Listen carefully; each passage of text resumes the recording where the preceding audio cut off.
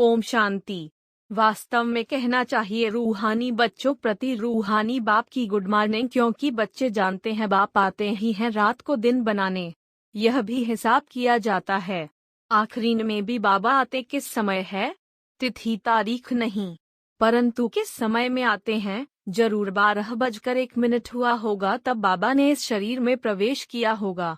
यह है बेहद की रात और दिन। तिथि तारीख नहीं बताई जा सकती है। अपने बच्चों से ही कहते हैं हम आकर रात को दिन, नर्क को स्वर्ग बनाते हैं अथवा पतित दुनिया को पावन दुनिया बनाते हैं।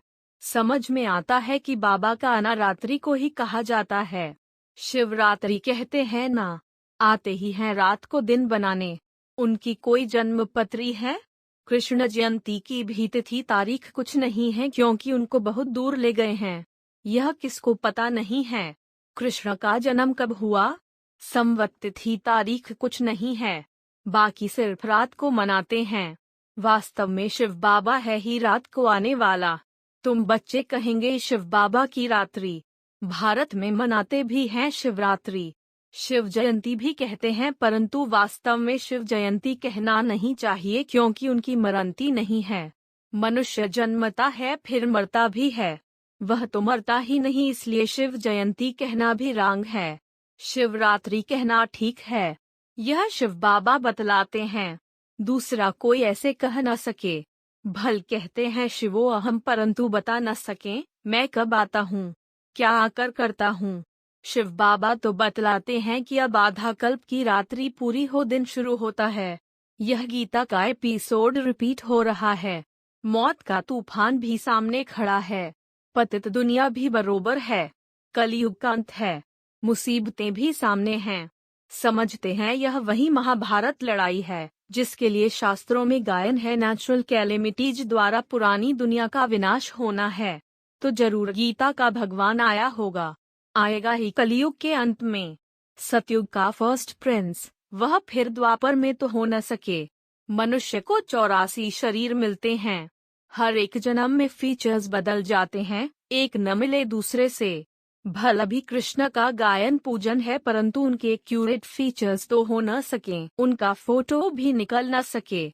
ऐसे ही मिट्टी का, कागज का बना लेते हैं। एक्यूरेट फीचर्स तो जब ध्यान में जाओ तब तुम देख सकते हो, फोटो निकाल नहीं सकते। मीरा कृष्ण से डांस करती थी, बहुत नामी ग्रामी है, शिरोमणि भक्तों में गाई जाती है। कृष्ण को याद करती थी तो झट उनको साक्षात्कार होता था। कृष्ण से प्रीत थी, साक्षात्कार में देखती थी, इसलिए पवित्र रहना चाहती थी। जानते हैं वहाँ विकार तो होता नहीं, कृष्ण से प्रीत लगी तो पवित्र जरूर बनना पड़े।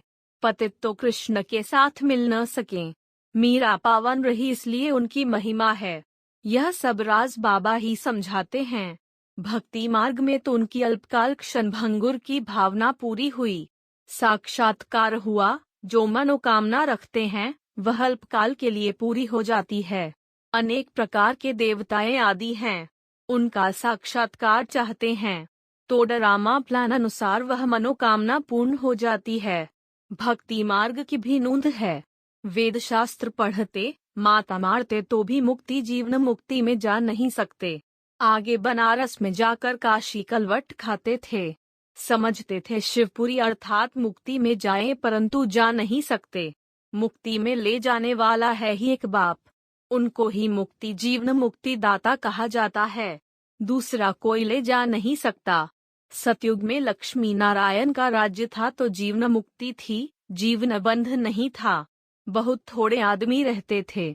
इस समय कितने करोड़ों मनुष्य हैं, सतयुग में इतने थे नहीं।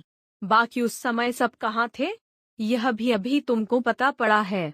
सृष्टि के आदि मध्य अंत की नॉलेज अभी तुमको मिलती है। रचयिता और रचना के आदि मध्य अंत को कोई जान नहीं सकते।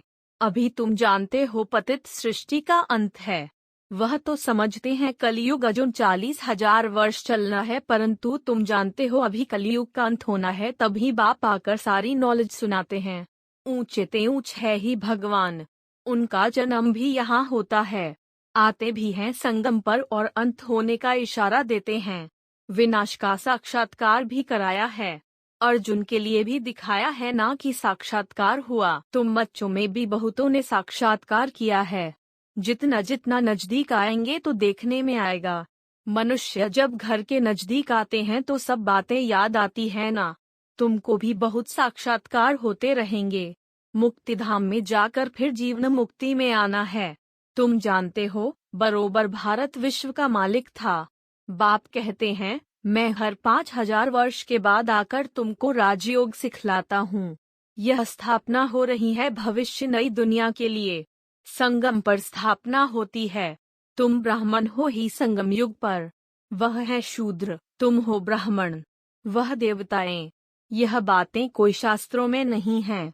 मनुष्य थोड़े ही जानते हैं कि संगम किसको कहा जाता है। इनको कल्याणकारी सुहावना संगम युग कहा जाता है, जहाँ से पतित भारत पावन बनता है। बाप भी कल्याणकारी है, आते भी भारत में हैं। बाप कहते हैं, अभी तुम्हारे 84 जन्म पूरे हुए, अब तुम पतित हो, एक भी पावन नहीं। सब भ्रष्टाचारी हैं, विकार से पैदा होते हैं। तुम श्रेष्ठ देवी देवता थे, फिर क्षत्रिय, वैश्य, शूद्र बने, अभी ब्राह्मण बने हो, फिर देवता बनेंगे, फिर अंत में आकर प्रजापिता ब्रह्मा मुख द्वारा स्थापना करते हैं। किसकी? स्वर्ग की, देवी देवता धर्म की। तुम यहाँ आए हो देवी देवता बनने, दैवी गुण धारण करने। यह तो तुम बच्चों को मालूम है कि कोई भी विकारी को यहाँ एलाऊ नहीं किया जाता है। पहले पहले पवित्रता की प्रतिज्ञा लेनी होती है। एक बार प्रतिज्ञा कर फिर अगर तोड़ते हैं तो एकदम रसातल में चले जाते हैं, चंडाल का जन्म पा लेते हैं। यहाँ बाबा के आगे पतित कोई आ नहीं सकते। अगर ब्राह्मणी भूल से भी ले आती है तो उन पर भी बड़ा दोष आ जाता है। दोनों चंडाल बन पड़ते हैं। जो पावन नहीं बन सकते उनको यहाँ आने का हुक्म नहीं है। पर्सनल आकर समझ सकते हैं, परंतु बाबा की सभा में नहीं आ सकते। अगर भूल से ले आते हैं तो उनको चोट बहुत लगती है। आते तो ढेर हैं। सबको मालूम है कि बेहद बाप के पास जाते हैं, हमको पवित्र जरूर बनना है। मीरा पवित्र थी तो उनका कितना मान है। अब तुम ज्ञान अमृत पिलाते हो, फिर भी वह कहते हैं हमको जहर चाहिए। अबलाओं पर कितने अत्याचार करते हैं विष के लिए। कृष्ण की तो बात नहीं। यह तो बड़ी भूल है जो भगवान के बदले कृष्ण का नाम डाल दिया है। बाप समझाते हैं कि भक्त कहते हैं भक्ति के बाद भगवान आते हैं फल देने, तो भक्ति निष्फल हुई ना, परंतु कुछ भी नहीं समझते हैं। भारत ही गोल्डन एजेड था, अब है आयन एज। कहते भी हैं पतित पावन आओ तो पतित ठहरे ना, परंतु किसको कहो तुम नरकवासी पतित हो तो समझते नहीं। बाबा ने जब समझदार बनाया था तो स्वर्ग था, अभी बेसमझ होने से कंगाल बने हैं। जब देवी देवताओं का राज्य था तो भारत कितना ऊंच था।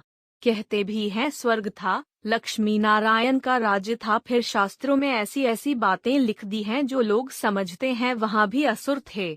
यह शास्त्र कोई सद्गति के लिए नहीं है। वह तो जब बाप आए तब सर्व की सद्गति करे। यह है रावण राज्य, तब तो चाहते हैं राम राज्य हो। यह नहीं जानते कि रावण राज्य कब से शुरू हुआ है। ज्ञान सागर बाप तो सबको सद्गति में ले जाते हैं। यह समझने की बातें हैं। हर एक आत्मा को अविनाशी पाठ मिला हुआ है। आत्मा शांति धाम से आती है इस पृथ्वी पर पाठ बजाने। आत्मा भी अविनाशी, ड्रामा भी अविनाशी। उसमें आत्मा अविनाशी एक्टर है, परम धाम की रहने वाली है। 84 जन्म गाए हुए हैं। वह तो 84 लाख कह देते हैं। परमात्मा को पत्थर भीतर में कह देते तो ग्लानि हुई ना। बाप भारत पर उपकार कर स्वर्ग बनाते हैं, रावण आकर अपकार कर नरक बना देते हैं। यह खेल है दुख सुख का। यह है कांटों का जंगल।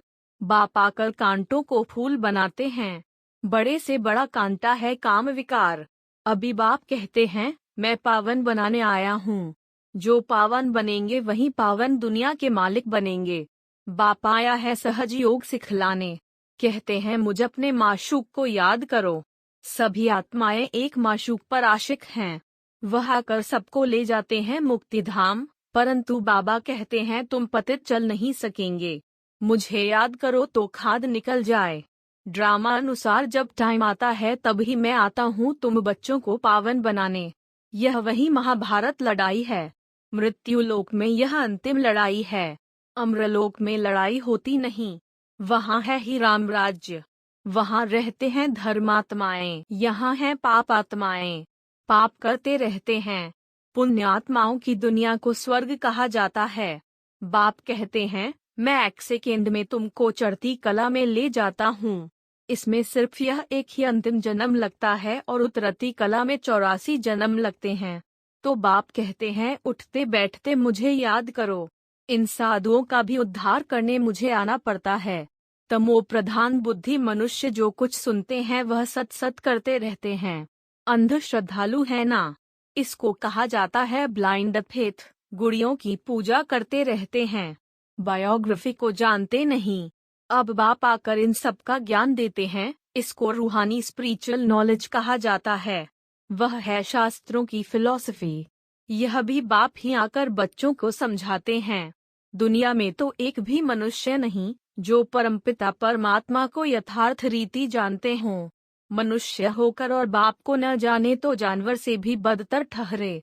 देवताओं के आगे जाकर महिमा गाते हैं, आप सर्वगुण संपन्न हैं। है तो दोनों मनुष्य ना, परंतु यह है सारा कांटों का जंगल। बाबा तुमको कांटों से फूल बनाते हैं। भारत सचखंड था, फिर रावण आकर झूठखंड बनाते हैं। सचखंड बनाने वाला है परमपिता परमात्मा। बाप ही आकर परिचय देते हैं, सो भी ब्राह्मण बच्चों को। फिर यह ज्ञान रहेगा नहीं। तुम बच्चे योग बल से विश्व के मालिक बनते हो। बाहुबल से कब किसको विश्व की बादशाही नहीं मिल सकती है। भारत जो विश्व का मालिक था, सो अब कंगाल बना है। मनुष्यों की बुद्धि ऐसी है जो बाहर में बोर्ड देखते भी हैं, लिखा हुआ है प्रजापिता ब्रह्मा कुमार कुमारियां, तो भी नहीं समझते कि यह एक ईश्वरीय फैमिली है। इतने ढेर बीके हैं, इसमें अंधश्रद्धा की तो बात हो न सके। यह है ईश्वरीय परिवार। समझते हैं यह भी कोई इंस्टीट्यूशन है। अरे यह तो फैमिली है ना। कुमार कुमारियां, यह तो घर हुआ ना। इतनी प्रदर्शनी करते हो, समझाते हो, फिर भी समझते थोड़े ही हैं। 7 दिन का जब कौशले अच्छी रीति समझे तब बुद्धि में बैठे कि बाप फिर से बेहद का वर्षा देने आए हैं। अच्छा, मीठे मीठे से खिलते बच्चों प्रति माता पिता बाप दादा का याद प्यार और गुड मॉर्निंग। रूहानी बाप की रूहानी बच्चों को नमस्ते।